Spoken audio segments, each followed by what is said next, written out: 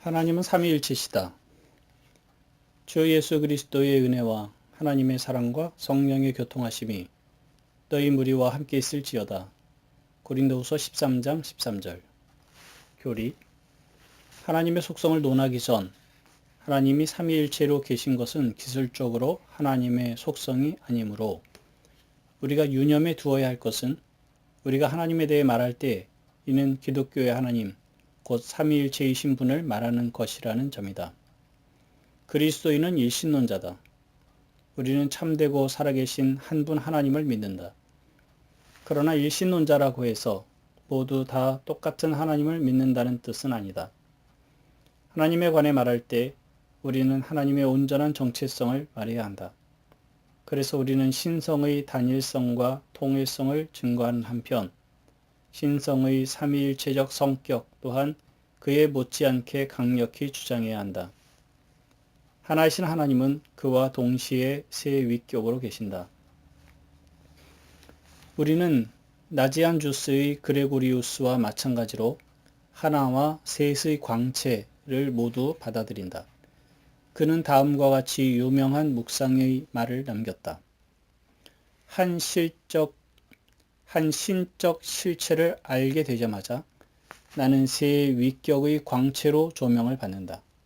그 셋을 구별하자마자 나는 한 신적 실체로 다시 옮겨온다. 셋 중 어느 하나를 생각할 때 나는 그 하나를 전체라고 생각하며 따라서 내 눈은 그 신성 전체로 인해 충만해지고 내가 생각하고 있는 위격에서 더 큰 신성을 생각해 낼 수 없다. 다른 두 위격에서 더 큰 위대함을 돌리기 위해 한 위격의 위대함을 파악할 수는 없다. 세 분을 함께 묵상할 때면 횃불 하나를 보게 되며 완전한 그 불빛은 나뉘거나 측정될 수 없다. 신성에는 성부, 성자, 성령 세 위가 있다. 성부는 하나님이고 성자도 하나님이며 성령도 하나님이다. 하지만 하나님은 한 분이시고 이 한 하나님은 성부, 성자, 성령이시다. 우리는 이 삼위일체의 교리를 부인할 수 없다. 우리는 신적 본질의 통일성, 즉 하나님의 실체 혹은 하나님의 본질 뿐만 아니라 삼위가 구별된다는 사실 또한 굳게 붙잡아야 한다. 성경은 신성이 성부, 성자, 성령에게 있다고 말한다. 성경이 신성을 삼위 모두에게 돌릴 뿐만 아니라 하나님은 한 분이라 단호히 주장하기에 초대교회 기독교 신학자들은 기독교 신학 용어로 삼위일체라 부르게 된 것에 대해 논했다. 유대인과 무슬림에게는 절대 용납 안 되는 것이 그리스도인에게는 가장 소중하다. 무슨 내용이든 하나님의 속성에 관한 말은 성부에게도 성자에게도 성령에게도 해당된다. 그러므로 만약 하나님은 전능하시다고 말한다면 이는 삼위 모두가 똑같이 전능하시다는 말이다.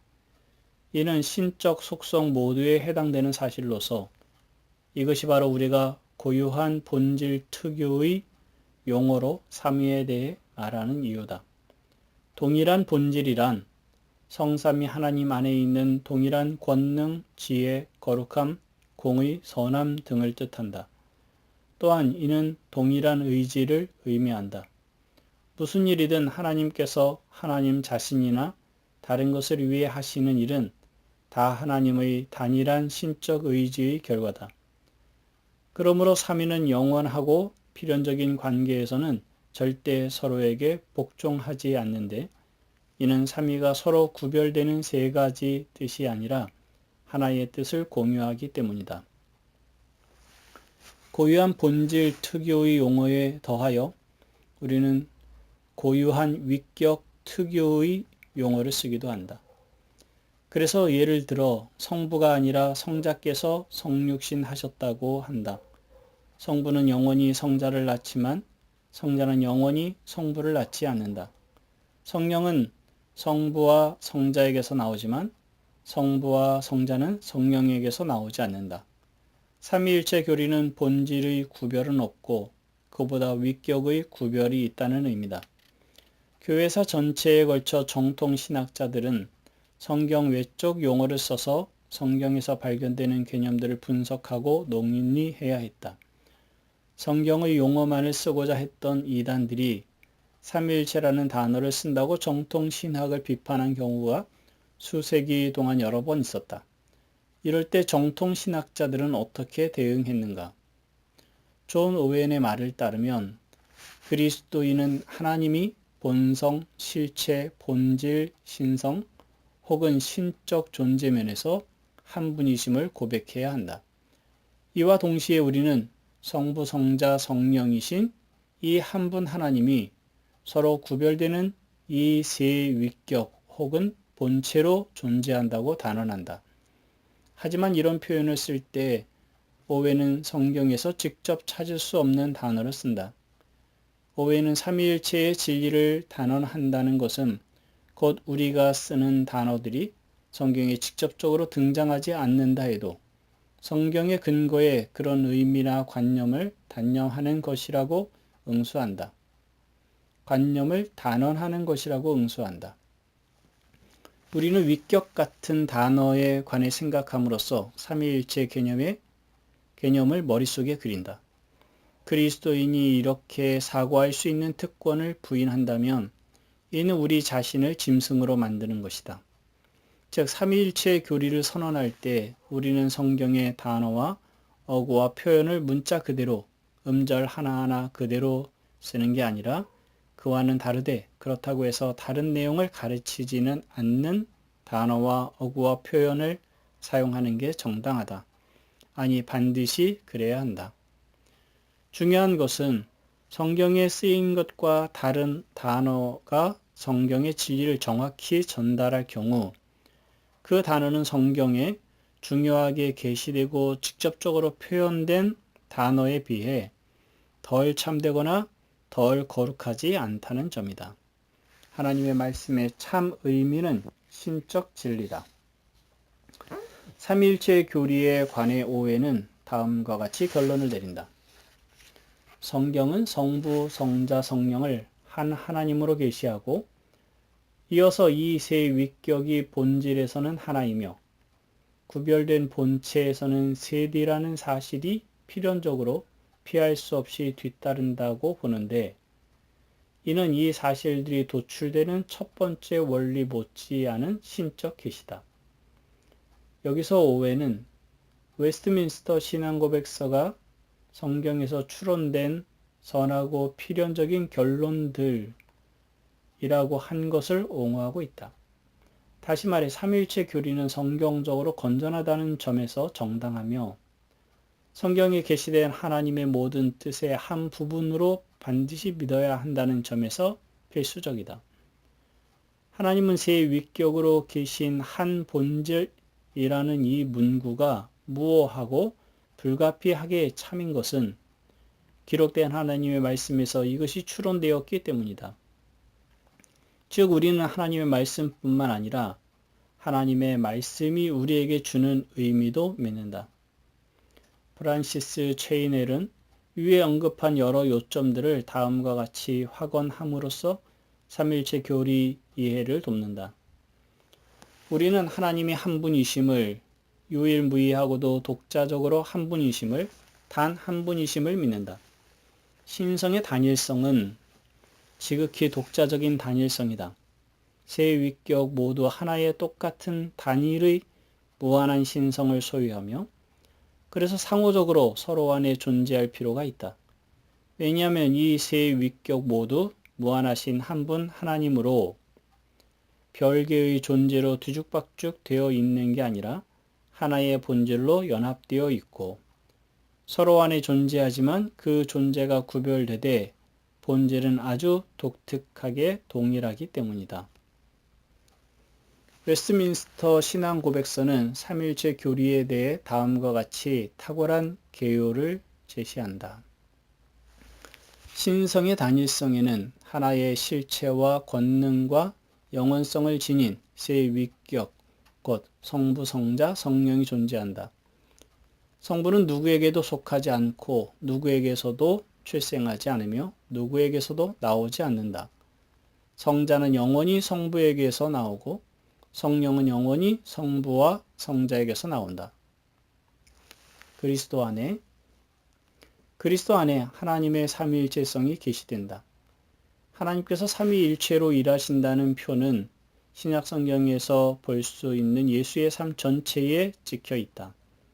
겉으로 드러나는 하나님의 모든 역사는 다 삼위 한 분의 일로 돌려질 수 있지만 그중 어떤 것은 그 일이 어떤 일이냐에 따라 삼위 중 특정 위격에서 하시는 일로 돌려질 수 있다. 예를 들어 하나님의 아들의 성육신에서 우리는 성삼위의 아름다운 사역을 보게 된다. 성부는 하나님의 아들을 이 땅에 보내사 죄인을 구원하게 하신 분일 뿐만 아니라 성자께서 어떤 유형의 몸을 취하실지를 결정하신 주 기획자이기도 하다. 오직 나를 위하여 한 몸을 예비하셨도다. 그와 동시에 동정녀 마리아의 몸을 통해 성자의 인성이 실제 형성되게 하신 것은 성령의 역사였다. 하지만 인성이 자신과 더불어 존재하게 하신 일은 성자께 속한 특권으로 성자께서는 이 모든 일을 거리낌 없이 기꺼이 하셨음에 틀림없다. 그리스도께서 말씀하신 것처럼 내가 하늘에서 내려왔다. 달리 말해 성부께서 성자를 보내신 게 맞기는 하지만 성자께서는 그 어떤 강제력과도 상관없이 기꺼이 이 땅에 오셨다. 성자께서는 인성을 취하셨다. 성삼위의 사역은 말 그대로 그리스도의 공생이 어디에서나 두드러지게 나타난다. 우선 성자께서 성부의 말씀을 들으시고 성령의 특별한 기름 부음을 받는 세례 장면에서 우리는 성삼위 하나님의 사역을 대면한다. 성자께서 시험 받으실 때 성령께서 그리스도를 광야로 몰아내시며 여기서 성자께서는 성부의 말씀을 믿는 일에 전념해야 한다. 그리스도께서는 자신이 세례를 받을 때 성부께서 하신 말씀을 믿으실까? 아니면 자신이 아들임을, 즉 메시아라는 자신의 정체를 입증하기 위해 기적을 행하실까? 성자께서 죽으실 때도 우리는 성령으로서 자기 자신을 성부 하나님께 바치는 성자의 모습을 본다. 이 모든 일은 그리스도의 삶이 하나님의 삼위일체적 사역의 계시였음을 말해준다. 마찬가지로 바울도 에베소 첫 장에서 성삼위께 초점을 맞추어 구원을 설명한다. 우리를 향한 하나님의 일은 그리스도 안에서 우리를 향한 성부의 영원한 사랑에 근거를 두고 있으며 그 사랑 안에서 성부께서는 우리를 택하신다. 성자는 사람의 모습을 하게 되고 우리는 우리 대신 우리를 위해 이루신 그분의 공로로서 구원받는다. 그리고 성령께서는 그리스도의 공로를 우리에게 적용하사 그리스도 안에서 모든 신령한 복을 우리에게 허락하신다.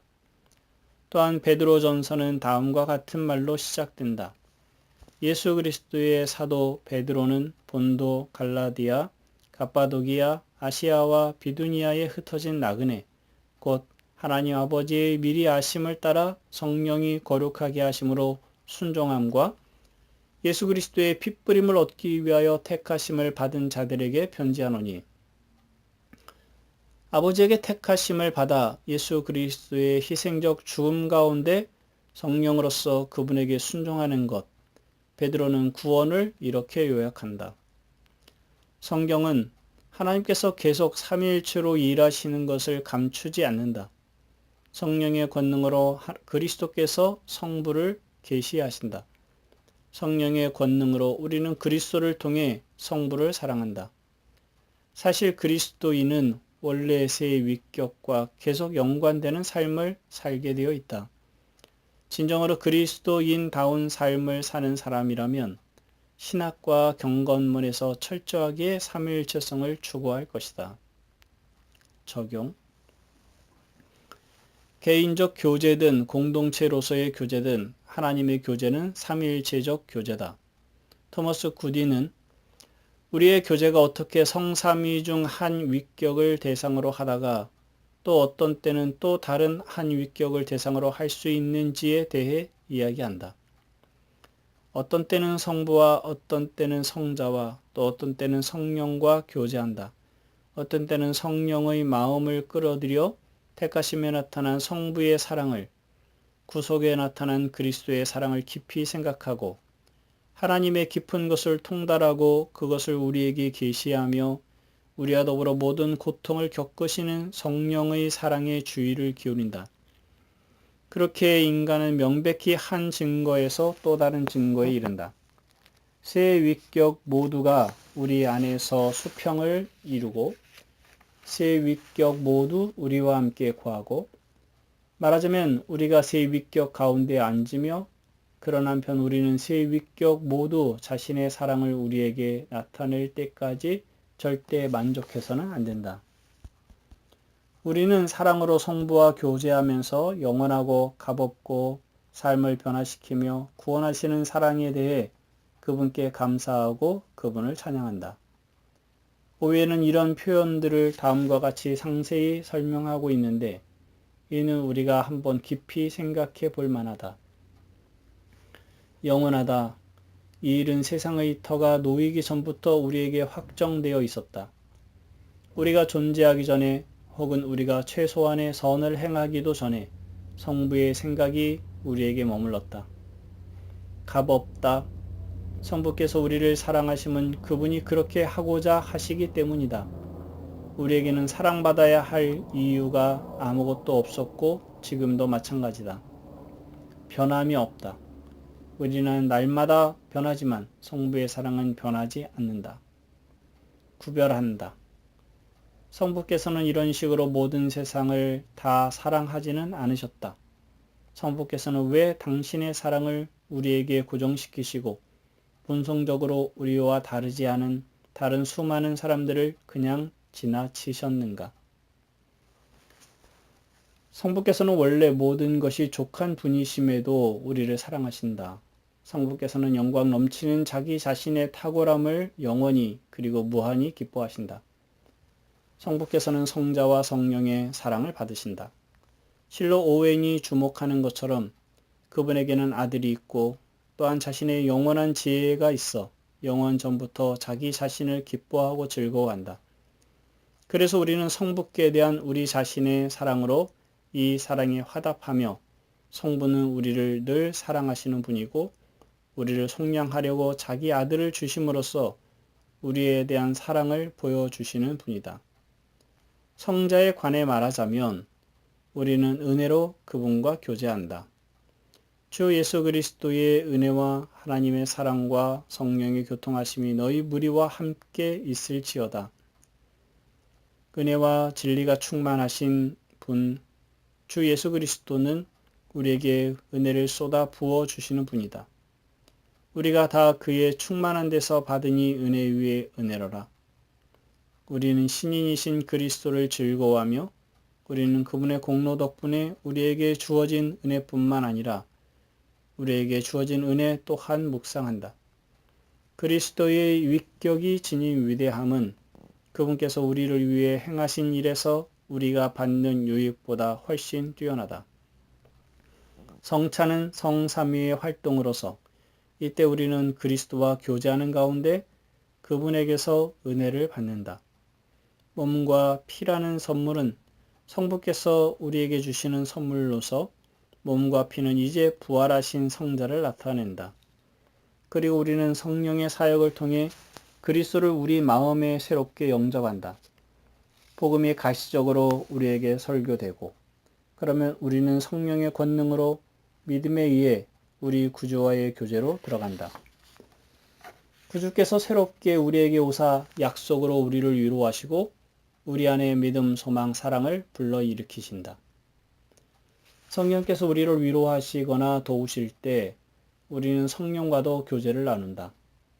내가 아버지께 구하겠으니 그가 또 다른 보혜사를 너희에게 주사 영원토록 너희와 함께 있게 하리니. 이 구절에는 성삼위를 강조하는 어조가 확연하다. 성자께서 성부에게 성령을 즉 보혜사를 요청하사 자기 백성들과 함께 있게 하시는 것이다. 우리는 믿음으로 구함으로써 약속된 성령을 받는다. 성령은 여러 가지 방식으로 신자를 돕거나 위로하신다. 성령께서는 그리스도가 우리에게 아름답게 보이도록 하신다.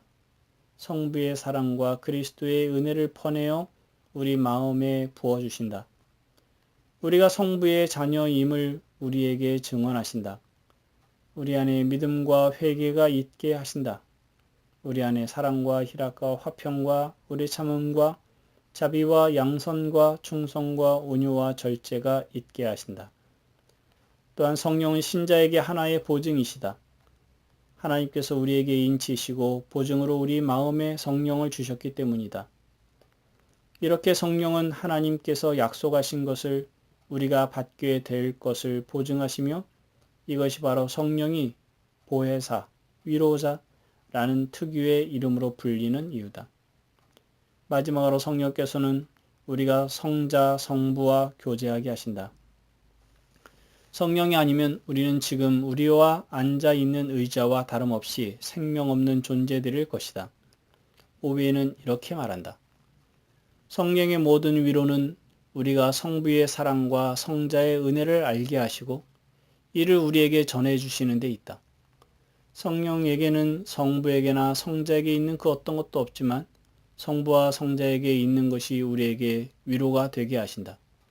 그래서 실로 우리는 성령의 역사로서 사랑의 성부와 교제하고 은혜의 성자와 교제한다. 더 나아가 기도 생활에서도 우리는 성삼위 하나님과 마주한다. 자녀로서 우리는 성령의 권능으로서 그리스도의 이름으로 성부께 나아간다. 우리 삶에는 세 위격 모두가 필요하다. 우리 삶에는 성삼위의 인이 사방에 찍혀 있기 때문이다.